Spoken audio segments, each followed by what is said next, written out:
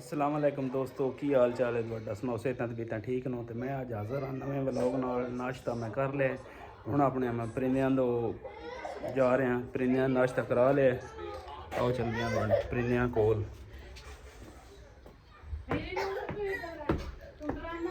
परिंदियां दा मैं सारा छत्ते उत्ते प्रोग्राम कर दिता है ते आ जाओ ले चलते हैं तुहानू छत्ते उत्ते।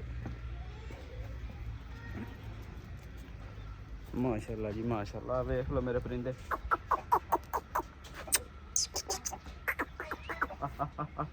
आ रही जी रानियां।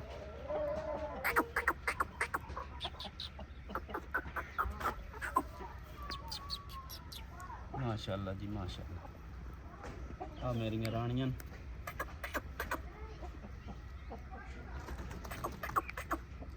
आ वड्डी आई है शहजादी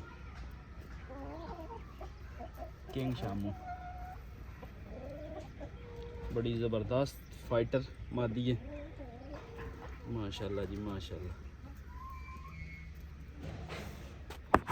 इन्होंने मैं दाना पानी कर दिता है ते हुण मैं जा रहा काम ते।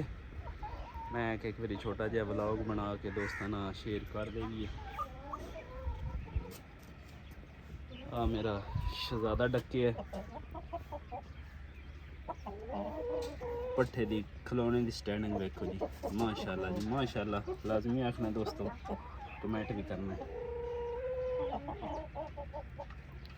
ये पिंजरा मैं लम्मा बनाया है रनिंग वास्ते। ये सुबह सुबह नाश्ता थोड़ा हल्का फुल्का करा देंगे।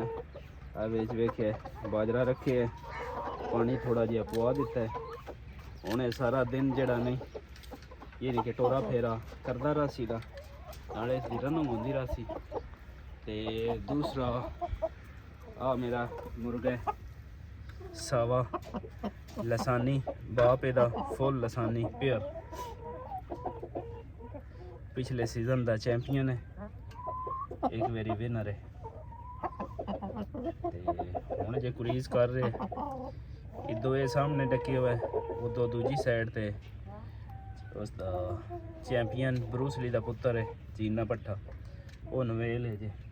इन्होंने नामो सामने डके है कि यानी कि सारी दिहाड़ है जड़ा नहीं टोरा पूरा आप चलाई रखते हैं, टुरते फिरते रहते हैं, रनिंग होंदी रहती है। हुण तो कतरी स्लो हो गया, सुबह एक बारी चंगा टुरदा छुरदा रहा, गरम गरम आई ना।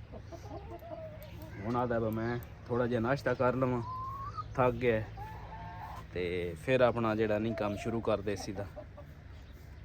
ठीक है दोस्तों, दुआवां ना याद रखे, नवे व्लॉग नाल मुलाकात होवेगी। अल्लाह सोने दे।